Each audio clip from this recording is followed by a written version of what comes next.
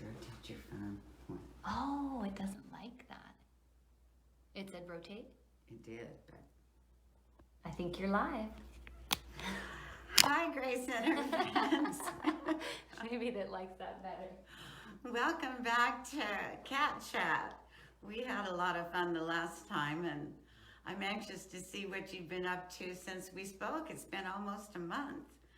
And during that time, you may notice that one of the revelations that I've had during this pandemic shutdown is not having my regular beauty treatment, and my hair, as you can see, is shorter today, but it's also quite a bit lighter, and I was really amazed to find out that I have white hair. And I'm not sure that I'm ready for that. However, my daughter blended it in so that you can't see. I'll tip my head and show you the line of demarcation. And I have to say I'm getting used to it. But because I've never been one afraid of being judged, feel free to tell me what you think. If you think I should have burgundy hair or bright red hair, you just let me know. That's a good first question to ask, isn't it? We could ask people for hair color recommendations. Yes, I'm open. My daughter is quite the magician, so I do just about everything except pink and blue. So. Well, speaking of, Roxy's watching. She says you're gorgeous, Mama. Oh, Roxy, I love you, girl. We've got Brianna watching, Rue watching, Monique is on, Rebecca, I think. Oh, maybe not. So as people start to sign on, hopefully we'll get some good questions for you. All right. Yeah, I'd be anxious to see what Rue thinks, because she was the first one to go all natural in my age group.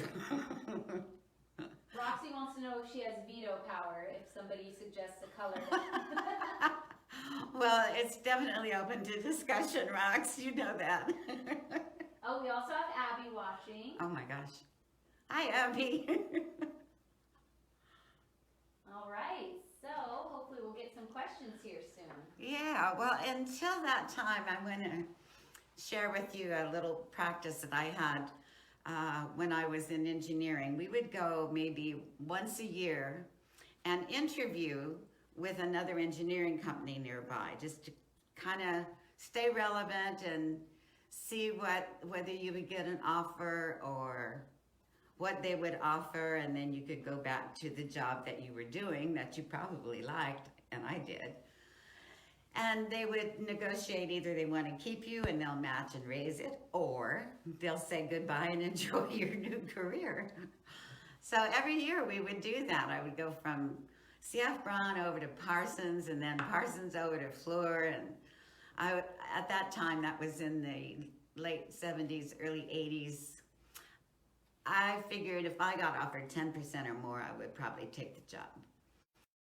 However, most of the time it was just for my own relevance in the industry. And some people don't like to be judged and they don't like interviews, but I'm not one of those. I'm willing to hear what my value is in their eyes. And obviously I'm not shy, so it was fun. I also had fun leaving companies, because when I left the police department, on my exit interview, they wanted to know why I was leaving, and I was quite straightforward, saying that the sacrifices outweighed the rewards. And that was the truth, because you really are never off. You're always on, you're always aware, super aware of your surroundings, and probably a little more stricter at home with your poor child. Sorry, Rox. So that was my reason for leaving there. But I had fun leaving Bechtel only because my boss was in Spain and I didn't get a chance to say goodbye to him. So his assistant was not my favorite guy. He'd always been kind of a thorn in my side. So I thought, well, this would be a good time to give him a rough time. So I went in and he wanted to know why I was leaving, and I told him it was sexual harassment. So he had 3 forms that he laid out and filled out: the heading, my name, my classification, the group I was in, plant design. And after he filled out all that headings on all 3 of those forms, I informed him that I had been there 5 years and I hadn't been sexually harassed yet. So I was leaving. And to see the expression on his face, which was beautiful. And then I saw him again like 4 years later in Saudi Arabia. And he came up to me like he was my best friend, and he said that he learned a lot from me. But he forgotten or wouldn't discuss the fact that when I hired in, he made me take all kinds of tests and read a blueprint and call out the parts on the lines and nothing that any of the guys had to do, just me. So I sort of felt like I got even. And it wasn't too harmful. I mean, he survived it. He just was sweating a lot. And then, oh, we got a question? We do actually. So a couple questions. One from Monique, back to the hair. She wants to know, have you ever dyed your hair a cool color, or excuse me, a color, like blue or purple? Never. Not intentionally. I did get close to a purple once. And it took a lot to get it out. But it wasn't the cool purples that the people are doing now. It was like supposed to be a dark brown with a little mahogany look in it, and it really was purple. That was an accident. Oh, we've got Skip, volunteer Skip's watching. Oh, hi, Skip. And we got a question from Bree. She wants to know, do you have a favorite summertime recipe? Oh, I do. I call it fruit cake, but it's not a fruit cake. It's yellow cake, and it has mandarin oranges in it. And then you bake the cake, and then for the frosting, you use whipped cream, crushed pineapple, and vanilla pudding. And you whip all that together. So it looks kind of like an ice cream cake, but it's really cool, I mean, to taste, obviously, with the whipped cream.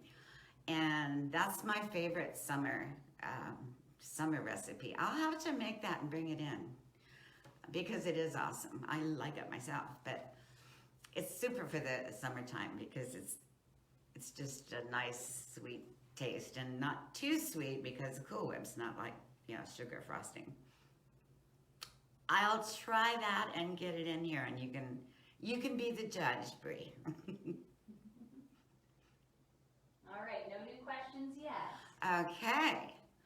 So, since everybody's afraid to comment on my hair,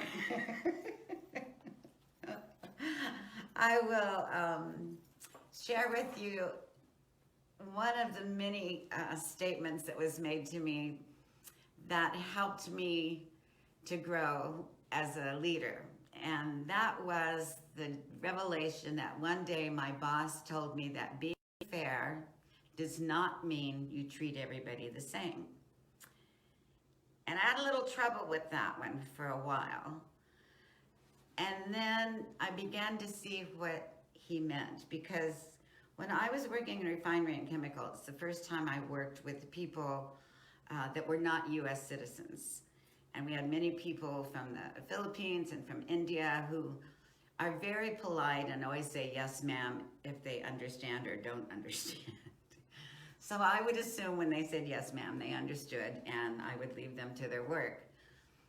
Until I found out that one of the fellows had his desk perfectly cleared, and I thought he got that whole unit issued, and this is great. And then I got a call from the engineer saying, where's that unit? And I said, well, his desk is cleaned.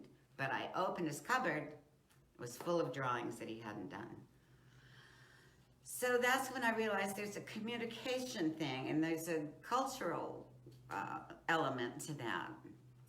So I was talking to my boss about it, and he said, well, some of these people have the perception that you're untouchable, that they can't come talk to you. They don't want to be embarrassed.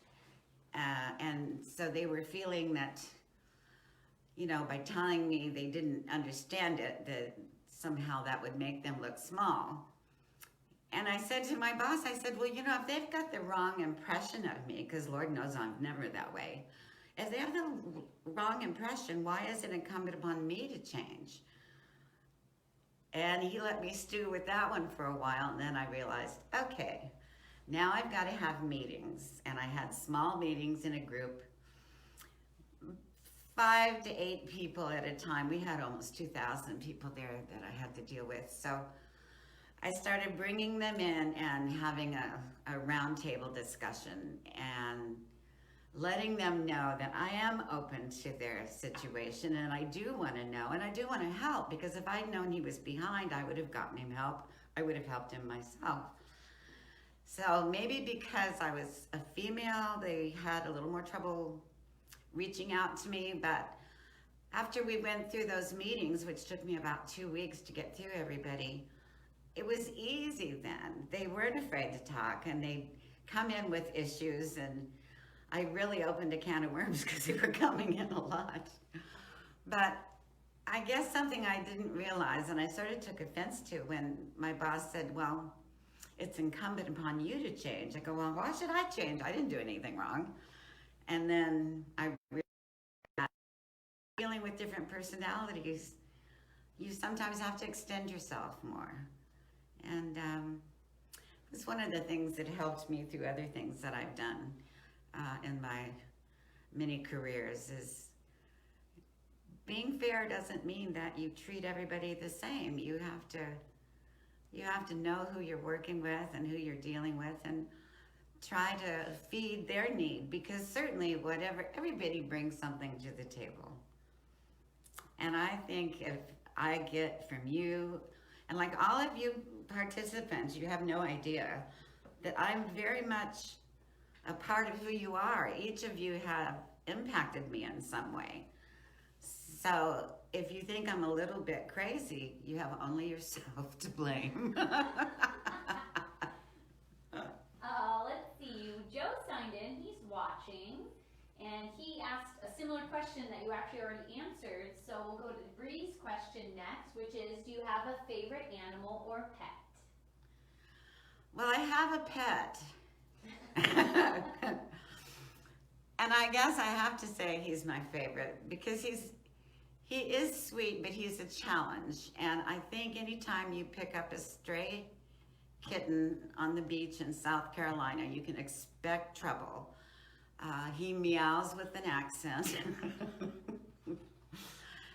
And he's just not your typical snuggly house cat. He'll jump up on you sometimes and make bread, pushing. But then, well, this morning I was running late primarily because of the cat. Because when I opened the shower curtain, he was standing right there and he startled me. So that kicked me off for a slow start this morning. And then he has this habit of taking his toys and dropping them in his water dish and watching them swell up. He's taken it upon himself to spit a couple of his treats on my pillow. I believe he thinks he's sharing, but it's really not appreciated. Yeah, I have a pet. All right, we got a question from Rebecca. She wants to know, what do you do to relax after a long, hard day? Well, the first thing I do is change clothes when I walk in the door. Sometimes I jump in the shower first. Other times, I might pour me a little drink.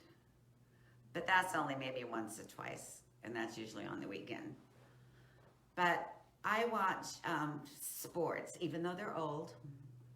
I watch MMA. I love martial arts. I love boxing. And somehow when you get home and your time is your own and you kick your shoes off, it's kind of fun to watch other people battling it out. It makes my job seem so fun and exciting and glamorous. Oh, we got Ron. Ron just signed in. Ron M is watching.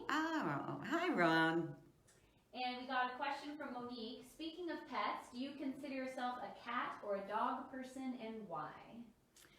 To be honest, I'm a dog person.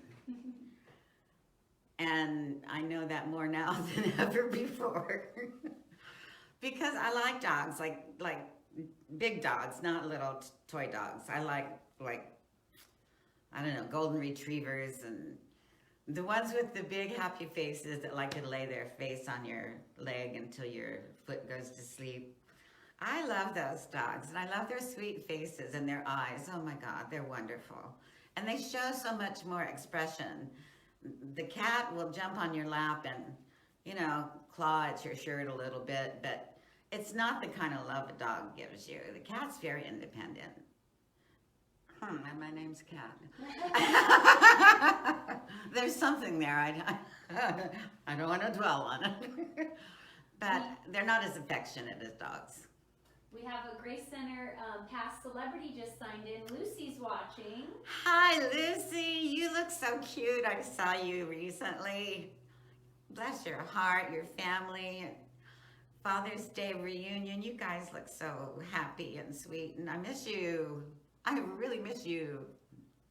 Let's see. We got a question from Roxy. She wants to know, have you experienced any unexpected blessings during the COVID wackiness? Yes, I have, and I've been trying to think what those are. One of those unexpected blessings was that you finally did my hair. That was a good one. But apart from that, I guess it's the first time ever that I've seen the whole nation pulling together for one cause. We're all trying to stay safe. We're all trying to stay healthy. And it's common amongst everyone. How often do you see things that everyone is in agreement with? I mean, this getting rid of this disease, we're all in agreement with. Maybe the only thing right now. But, and just the fact that you miss the people so much. And we've done so much to improve things here. So when they get back, they'll be so excited because we've done so much painting and redoing things so we're special safe, and Tara and Renee have been going to all kinds of lengths trying to get us open back up so we can get you in here and talk face to face, because it's really important to us. And you may think that, you know, you need our assistance, but believe me, we need you too. You're part of who we are, and I haven't heard any secrets from Betty H in a long time, and I'm missing that. And talking to my Tanya and Zandra and Jonathan. Gee, nobody gives me gifts like Jonathan does. And it's been really hard without you because I'm still thinking about you and hoping that you're doing well. And Lois and, oh gosh, Maddie, all of you guys. Jim, even you, Ron, even you. And of course, Big Mike. Haven't heard from Big Mike. I hope he's okay. All right, well, we're almost coming up on time. We have another good question, so maybe this can be our last question. Who do you look up to most, and what qualities do you love about that person? Oh my gosh, who do I look up to most? There's a combination of people. Firstly, I'd have to say my mother, because she was so strong and never gave up on anybody. She, to a fault almost. We finally labeled her an enabler when it came to my brothers, but she always was helping people. She used to drive all of the people in her building to the grocery store because Mom had a car, and I don't know, she was so giving. On holidays, she would cook for the entire building, and she's probably my number one because I've been looking to her for so many years, and I was so sorry that she passed before I turned 50 because I wanted her to see what I looked like at 50. Oh, I'm glad she can't see what I look like at 70, but that's okay. And it's going to sound corny, but also my daughter, because she's overcome so many things, and she's one that wants to fix things when they're wrong. If something troubles me, I just put a wall up and that's gone, move on. And she goes through and deals with everything in a healthy way. And I don't know where she got that strength from, because obviously it isn't from me, but it's something I admire and wish I had done.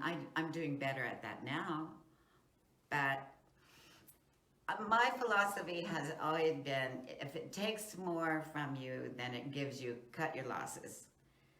And sometimes that's not the best approach. You might need to do a little work on a situation before you cut your losses. And it was just easier for me to cut my losses and keep moving.